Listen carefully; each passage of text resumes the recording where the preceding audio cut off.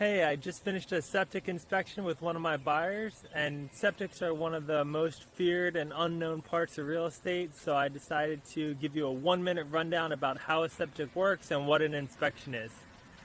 There are a few different types of septic systems. There's the gravity-fed system, which is the standard system. There's sand mound systems, there's a sand filtration system, there's drip systems, and others, but a vast majority are going to be gravity-fed. The gravity-fed systems, when you flush the toilet or do laundry, the liquids and solids leave your house and they go into the septic tank. There's an inlet baffle in the beginning of the tank and an outlet baffle at the end of the tank.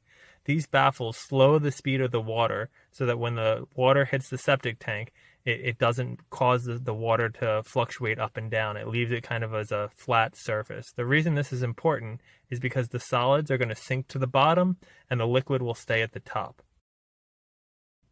The solids that accumulate at the bottom are going to be pumped out with a septic truck every 2 to 3 years. It costs about $200 to $300 to do this, and it's just a maintenance thing. It's not that big a deal.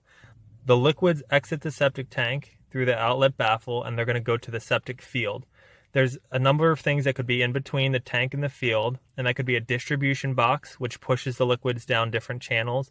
It could be a pump house, which is going to pump the liquids up a hill so that it can then be gravity fed into the field, or it can go directly into the field. Once the liquids are in the field, it's all relatively the same. There's going to be pipes that go underground onto a bed of rocks.